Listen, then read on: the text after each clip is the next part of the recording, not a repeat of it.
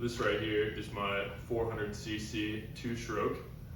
Hopefully that is enough to grab your attention if you're a first-time viewer, but if you're a returning viewer, you know I've been restoring this thing over the past couple of months, and well, I've got some more parts in, and we're going to be throwing those on today, as well as preparing some other parts to go over to powder coating. But yeah, without further ado, let's get into it.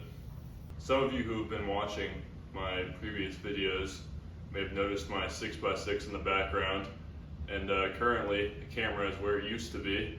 So I actually took it out this weekend, so I have a couple of clips of that, and then I need to get this garage cleaned up because I had stored a bunch of parts for this thing on that, and I just kind of threw them out of the way to get out of here real quick. So throw those clips up, and then we'll get to cleaning this garage.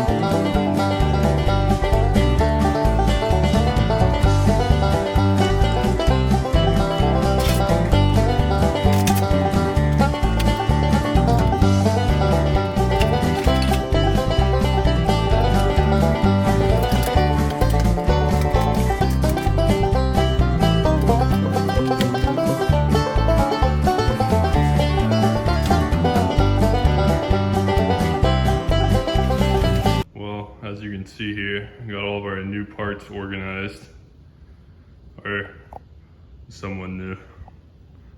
But either way, I got them organized, laid out all our hardware. Not only does it look cool, but it also helps keep me organized, which is an added benefit. But here we are. Got everything laid out. Should have more parts on the way here soon, hopefully. Yeah, also if you can't tell, I actually cleaned up the gas tank. It's kind of hard to tell because it's yellowed. And I also wire wheeled and, well, I didn't wire wheel, I wire brushed the brackets and then painted them. And yeah, I think up next, I'm gonna order my secondary finally, and then do a clutch kit on there.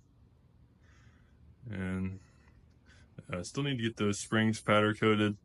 I need to figure out something with that silencer because our pipe's gonna be chrome and the black silencer is gonna look nasty. And then our silencer bracket over there, so I gotta clean that up and make it look less like some 90-degree aluminum that I bought.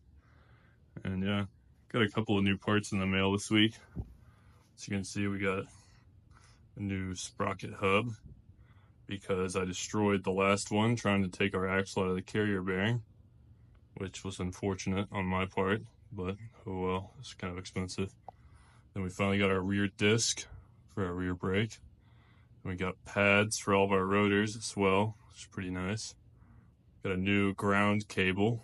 If you remember way back in the first video when I was fixing up the battery tray, our ground is pretty torn up, so I went ahead and ordered a new one of those. I'm still trying to figure out what I want to do about the whole brake situation, brake rotor situation that is. I could get a new one made, and that would be pretty time consuming, but it does save me 1/3 of a pound per corner if I do that. So could be worth it given that it is rotational mass. And I would like to do a lightweight rear rotor setup just because that actually is driven weight. That'd actually save us a little bit there. I think I could probably shave at least 1/2 pound off of that setup because it's super heavy. And then yeah, just another view of our parts here. Get the bolts laid out, nice and organized. Oh yeah, we got a new starter relay. If you also remember from that same video that I was just referencing where I was talking about the battery cable, our starter relay was completely rusted. So ordered a new one of those. That'll look a little bit better. Then you can probably see here I need to clean these up a little bit more now that I have the hubs off. I can actually get to these parts right here with the grease left over. I think this video I'll probably go ahead and start stripping down our suspension components just because we will be getting back our A-arms and our swing arm from chrome here soon. I hope at least. And I know I mentioned it in the last video, but it looks like the big delay on this project is actually going to be our wheels, which I apparently won't get till September now, which really blows, but nothing I can do about it, I guess. Unless I want to run those monster truck tires, which I really don't, because they're going to rob a ton of horsepower. But, oh well. I don't really have much option at this point, so it might look kind of ugly. The first ride. Yeah, over here, I've got our caliper brackets, which I still need to clean, so they're separated from all our clean parts over there. We got our extra bushings here for our handlebars. And if you can look over here, there's our box of parts that I'm keeping around just in case there's any hardware or anything that I need. Got all our old swing arm bushings, our A-arm bushings, the original shocks, some of the fuel line components, which reminds me I need to order fuel lines and vent lines for our carb, so I will do that. Thinking about a color there. If you guys have any ideas on a colored tubing setup, let me know. Thinking probably like a purple color, just because that kind of is our accent color on this build. And yeah,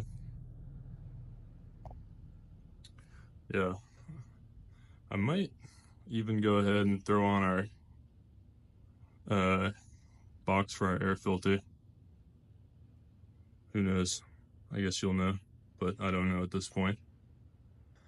Either way, we're kind of at a block in the road here without our swing arm in the rear. So many components have to come off to access those swing arm bolts right there that I can't really do anything. I can't do a clutch, or I can't put our clutches on because then I'd be blocking that, which also means I can't put our clutch cover on, and it's just a little inconvenient. But I'm really hoping we get that stuff back soon. And then still have our graphics from the last video on the body. I haven't taken those over yet. I'm just trying to go through a couple different designs on my phone or my computer just to make sure I actually like the way it looks. I'm a little cautious before I spend the money on that. And then just a little update on our pile of parts back here. Disregard the red plastic, it's from my 6x6, but we've shaved a lot of junk off of there. There's a bunch of little brackets and parts of the pipe and all sorts of stuff in there, which, I don't know, maybe I'll weigh it at some point if that interests you guys. Just see how much weight you can shave off a Express/Explorer. But I have way more working space now that the 6x6 is gone. So a lot of crap over there, so disregard that. But other than that, it's looking pretty good.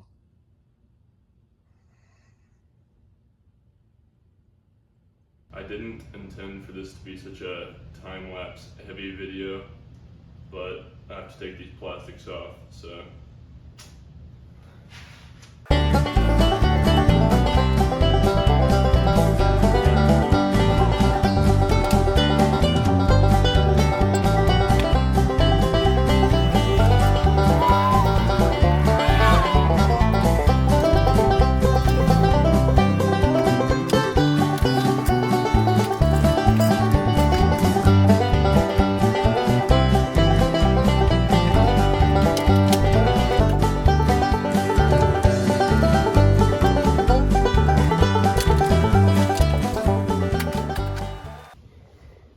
Well, I think our quickest project here is going to be to go ahead and swap out this relay. So I'll go ahead and get started with that.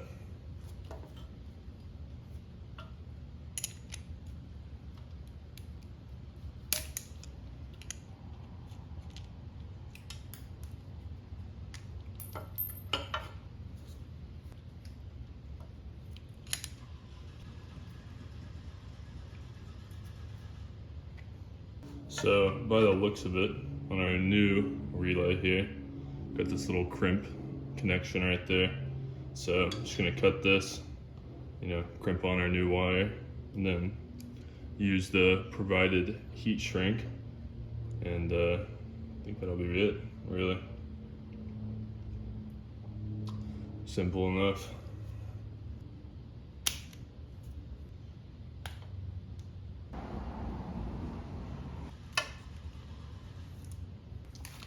Then I'm just gonna wrap this up in electrical tape actually, because that little shrink portion, I don't think it's quite big enough for my liking.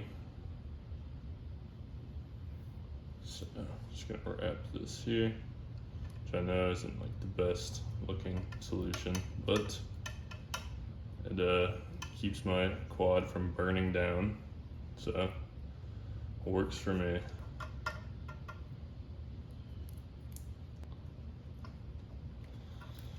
There we go. Now, I'm gonna put a pause on that actually, because I just remembered that I do not have the actual mounting hardware because it snapped off whenever I replaced it. Well, I'm getting ready to go drop off some parts for powder coating. I'm sure I mentioned it in the first video I did where we actually moved this bumper back. But I do not want to leave this bumper black, and I'm getting ready to take our parts over to powder coating. So I'm gonna go ahead and pull this thing off so we can get it coated. I'm gonna do Super Chrome from Prismatic Powders. which isn't like actually like chrome, like it's not gonna be like blinding you. It's so shiny, but I think it'll look kind of similar to our polished throttle that we did, which is, you know, good enough for me. It doesn't have to be perfect. So without further ado, I'm gonna pull this thing off, even though I really don't want to, because it's kind of a pain to get on. But anyways, I'm yapping. So let's pull this thing off.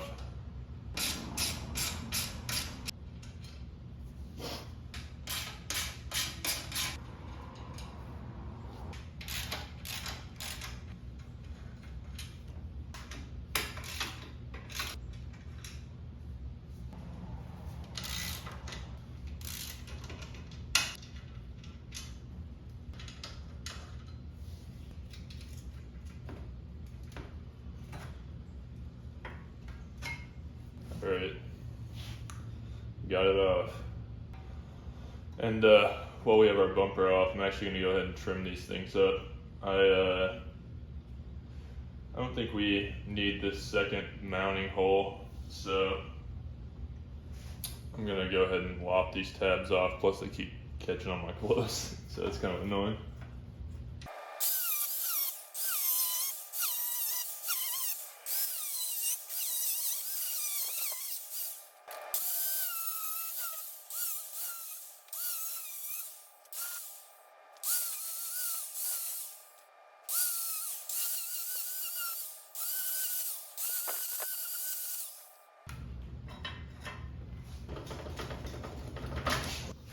Well, as you can see, I ran to the hardware store and got some hardware. So now we can actually mount this thing up. Just gonna throw a washer on here. My hand is very in the way, so I apologize.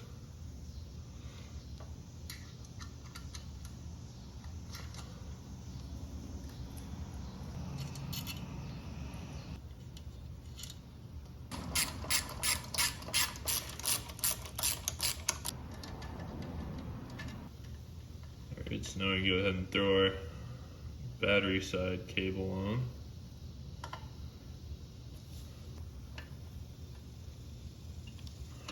Alright. See if we can slide this boot over, maybe. Well, it's seated down. Still looks a little weird, but it is fully seated. Throw in our starter side.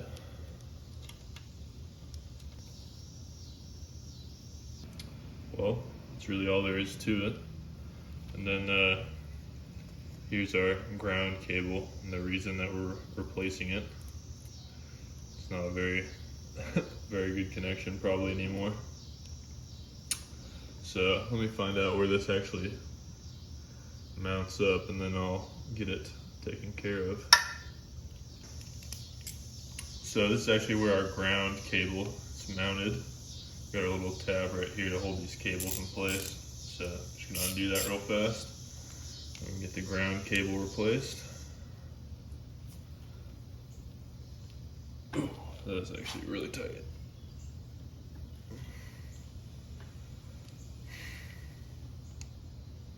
I'm gonna need some more leverage on that one.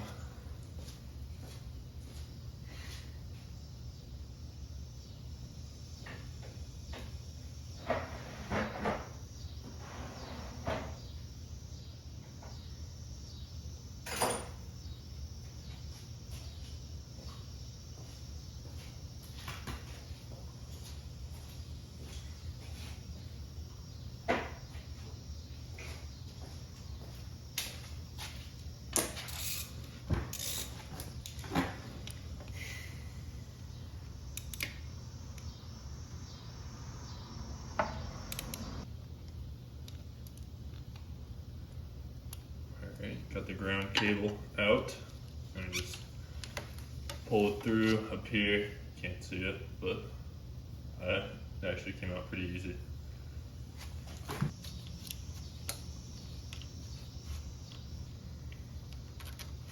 Alright, put the new ground cable in, and we just gotta replace this bolt here, and we should be good to go.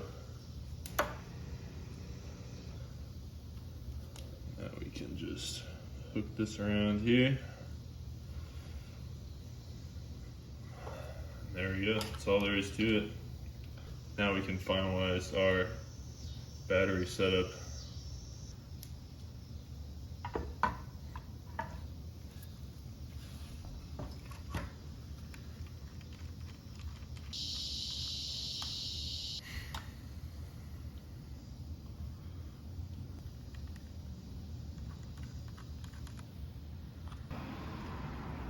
There we go.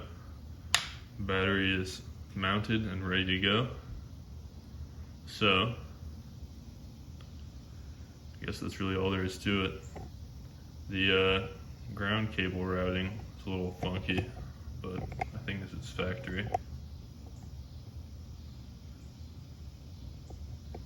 So you can see it comes up here, it goes back down over there where we mounted it, but not sure if I'm loving that. But either way, we need to get one of those straps that holds the battery in. It's like just a little like bungee cord type deal, but I'll get one of those ordered up and should be good on this. So on to the next project. If you recall a couple of videos ago, I actually got this carrier bearing in and it did not fit at all. Anyways, I spent forever sanding on that brass insert so it could slide over with just a little bit of resistance. But anyways, now that we have that sanded down and actually fitting the output shaft, I got some carriage bolts in so we can actually finally mount this thing.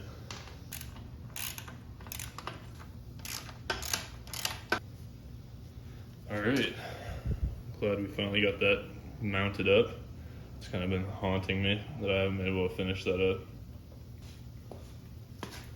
So eventually, when the time comes, and by the time coming I mean when we actually get our suspension back from being chromed, our brake will go on here like that, and then our rotor, or not our rotor, our caliper will mount up right here, and we'll have a brake.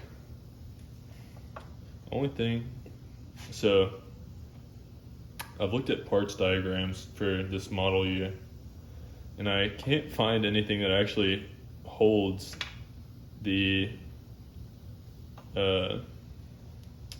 the brake rotor in place. So I don't know. In some years, I think that there's a bolt that goes on down here that holds it, but I don't know if that's the case on ours. I mean, I suppose the caliper could hold it in place, but that just doesn't make a whole lot of sense to me. Either way, I guess I'll cross that bridge when I come to it. If any of you guys know, feel free to leave a comment and let me know. But yeah, this is another quick project, so moving on to the next one. If you happen to be an observant viewer, you may have noticed that our springs and our silencer are not here. That's actually because I took a couple of parts already powder coated. So I took the springs to get matched to the rear ones, that purplish color. And then the silencer, if you remember, was black, which I think is gonna look horrible next to our chrome pipe. So I'm gonna do a silver Cerakote on that one, which I think will look a little better. It's not gonna be polished, but it'll kind of match the chrome look a little bit better. And then our front bumper setup that we did in the first video, I took that back off, which you probably have already seen at this point. Yeah, I'm gonna get that done in super chrome from prismatic powders, which will sort of end up looking like the polished throttle that we did in our second video. So I think that'll look pretty good. If not, I'll just redo it, I guess. But anyways, moving on. I ordered up all of our suspension bushings and ball joints, all of that fun stuff. So I'm gonna start prepping to put those back in. First up, we got our spindles here. I'm just gonna yank the ball joints out of those real fast. I have a little tool for that. And then I have to watch some videos on how to get the bearings out without a bearing puller, because I do not have one. The first step whenever you're doing ball joints on these Polarises is you want to take off this retainer plate right here. And it's pretty easy, just a little Allen, 2 little bolts. So get those cracked out. Ooh, they're actually very stuck in there. I took this off camera and cranked on them, and I was able to break them free. I think they have red Loctite on them if I remember correctly. But either way, got them free. So just gotta take these bolts out.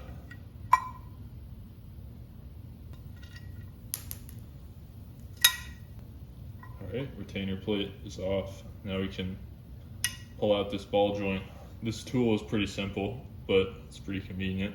So all you do is thread this in, and then it slides over your ball joint, put your nut on, and then you back out this inner part of the tool, and it just yanks your ball joint out. So I'll do that real quick, just because I'm gonna need both hands.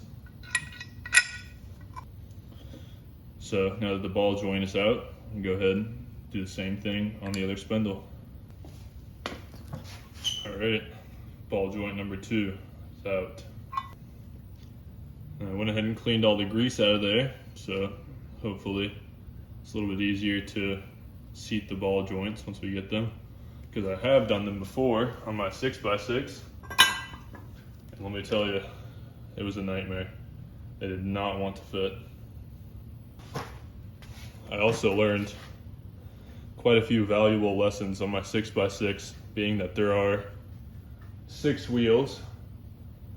You really do not want to skimp on the suspension / like ball joint wheel bearing components, because it is very annoying to spend a lot of money and time replacing them only to have them fail after a single ride, because that has happened to me before.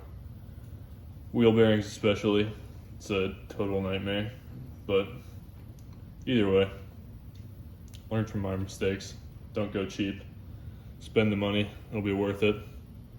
So as far as like ball joints, I got the EPI heavy duty ball joints.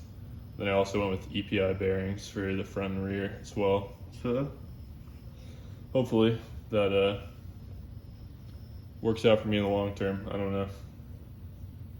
Either way. As far as projects go for today's video, I think that's going to be it. So next time, you have at least our powder coating to probably look forward to. I should be getting it sometime next Wednesday. So about a week from when you'll see this video, maybe. Yeah, roughly a week. But either way, with that being said, if you did enjoy the video, please like and subscribe. I greatly appreciate it. And hopefully I'll see you next time.